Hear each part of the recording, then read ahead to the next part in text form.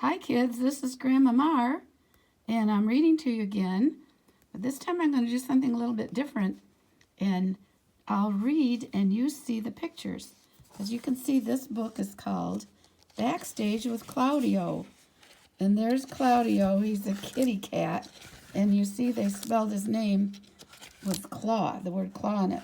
The pictures are so great in this book, I wanted you to be able to see them as I go along. So here's the beginning.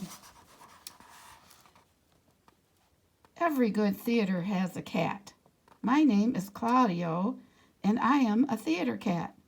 My mother, Katisha, and my father, Curtains, both theater cats until their recent retirement, taught me everything I know. And there he is, sitting on a chair in the theater, and here comes the prop man with the things to use in the theater, and there's a big old costume on the trunk, it looks like. I do my job of stage manager's assistant well, and I always have a warm, dry place to sleep, good food to eat, and the respect of my fellow toilers on the boards. When they say on the boards, they're talking about at the stage. So there's a picture up above of Clawdio with his mama and his daddy. And there's food to eat. Looks like he's got somebody's sandwich he could get into.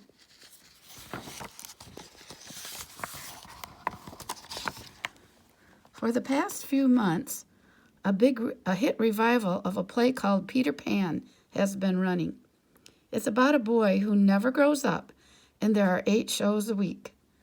Wednesday and Saturday matinees, and every night except Sunday. See, there's Clawdio at the stage door. An hour before each performance, I stand at the backstage entrance with Joe the doorman and greet the actors. See, here they're coming in to do their parts. It says no loitering on the sign.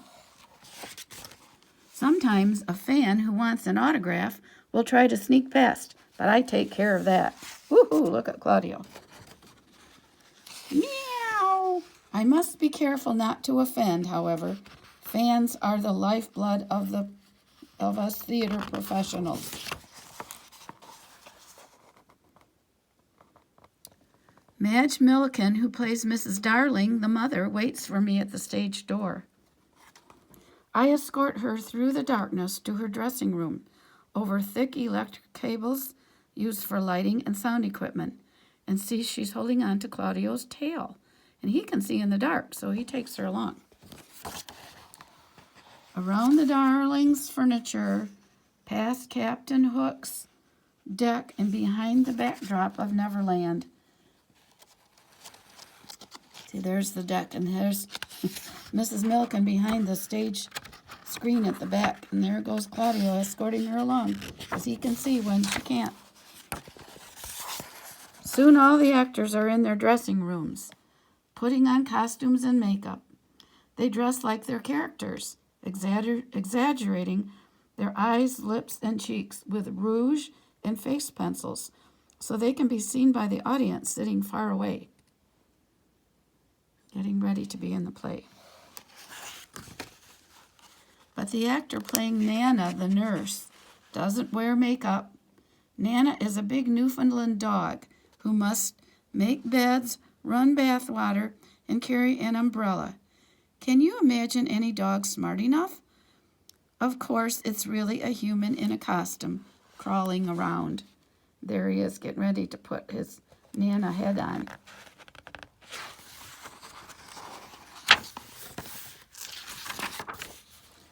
Sitting on Captain Hook's dressing table, I too take a few moments to spruce up. Some may call this vanity, but I believe we theater folk must always look our best. Our public expects it. There's Clawdio. He's putting on some whiskers like Captain Hook's and cleaning them up good. And there's the man playing Captain Hook, all in costume, ready to go. Sitting on Captain Hook's dressing table, I too take a few moments to spruce up. Next, it's time to calm the actors. Jennifer Haskell, who plays Peter, suffered a severe attack of stage fright on opening night. With a full house, every seat taken, Jenny sat shivering backstage, afraid to go on. Here's everybody in the audience waiting to see the play. All kinds of people, all different ages. I hopped into her lap. I said, "You don't have stage fright, do you, Clawdio?" What a question. With my tradition, inheritance, and background? As she stroked me and I purred, I felt her relax. Need I explain that Jenny went on to rave reviews? Or that now she's a Broadway star? Like all true greats, Jennifer Haskell remembers who set her feet on that first rung of the ladder to stardom. She remembers me. Every day she brings me a tasty bit of steak or Nova Scotia salmon. Yummy, yummy. Peter Pan offers a true challenge to the busy theater cat because there's so much stage machinery lying about. Some is used to make Peter, Wendy, and her brothers fly. See, there's Nana the dog, and there's Wendy and her brothers flying. From the nursery to Neverland, the actors are attached to very strong wires, which, when the right buttons are pushed, hoist them up, up, up into the air. Look at Clawdio. He's trying to snag that wire. That's a typical kitty thing. A peculiar thing happened during a dress rehearsal. "Yikes!" Wendy cried as she went flying up in the air instead of climbing into bed. "What's going on around here?" screamed Sherwood Nottingham, the director. "Don't yell at me, boss," Johnny, a stagehand, shouted back. It was Clawdio underfoot again. Scat, cat. This is how a theater cat can become unemployed. Of course, my backstage crew knew that the play could never go on without me, so my job was safe. But he sure got things stirred up, didn't he? He must have grabbed hold of one of the cables. A half hour before curtain time, Mr. Beecham, the stage manager, says, "Hop to it, Clawdio," and rings the warning bell. Off I go, padding around to all the dressing rooms. Meow! Half hour curtain cap. Half hour till curtain, Madge. Meow! Half hour, Jenny. I'll dash around again at the 15-minute bell and again at 5 minutes before showtime. There's Clawdio giving them the warning time. Meow, meow. Everybody's getting ready. Then I move on to the front of the theater. Have the street doors been unlocked? Are there stacks of programs for tonight's performance? Are the ushers at their stations? Backstage again, I peep from behind the curtain to watch the audience take their seats. See, there's Clawdio patrolling the theater. I look around. Is the scenery in the right place? Are the props ready and where they belong? Is the bed on its mark? Is the tablecloth straight? Because the stage is still dark, my sharp eyes are needed. When I rub against Mr. Beecham's leg, he knows it's time to call, "Places, everyone." The house lights dim and the stage lights come up. The curtain rises. The great moment is upon us. The play begins. I sit absolutely still, watching and listening. Suddenly, everything is true. Peter and the children can fly. The nurse is a Newfoundland dog. Look, there it is. The play's underway. No sign of Clawdio there. He can't be out on the stage.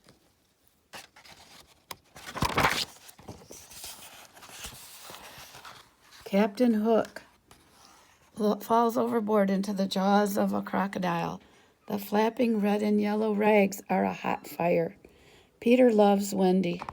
Because we all believe these things together, all of us, the actors and the audience, and the Backstage crew, all of us together at the same time in the same place, the world on the stage becomes the only real world.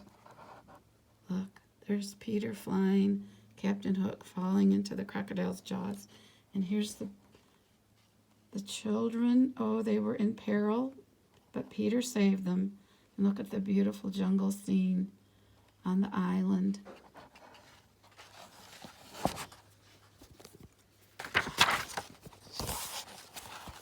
When the play is over, the curtain falls. It goes up again while the audience claps and the actors take their bows. The curtain comes down again and stays down. The strong stage lights are turned off. There's everybody taking their bows. Everybody's clapping in the audience. The audience leaves the theater, and the actors head backstage to take off their costumes and remove their makeup. The stagehands set up the scenery for the beginning of the play for tomorrow's performance.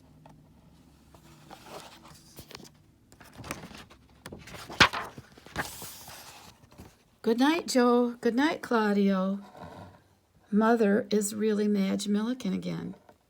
Peter Pan is really Jennifer Haskell. Nana the Newfoundland dog hangs limply on the costume rack. The magic world of the stage has disappeared until tomorrow.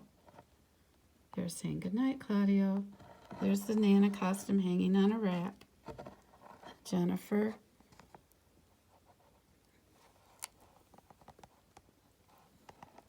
I roam around backstage one final time. It is dark now except for the single work light that burns all night on the stage. Has everyone gone? The stage fireplace is cold, the stage bed too hard to sleep on. I sniff at the grease paint. It smells better than catnip to a theater cat. At last, I curl up on a velvet cushion made from an old theater seat and doze until it is time for work again. Good night, Claudio. I hope you enjoyed this story. I think it's a fun story, and it's a wonderful book. So I'll talk to you again. Read you another story soon. Bye-bye, kids.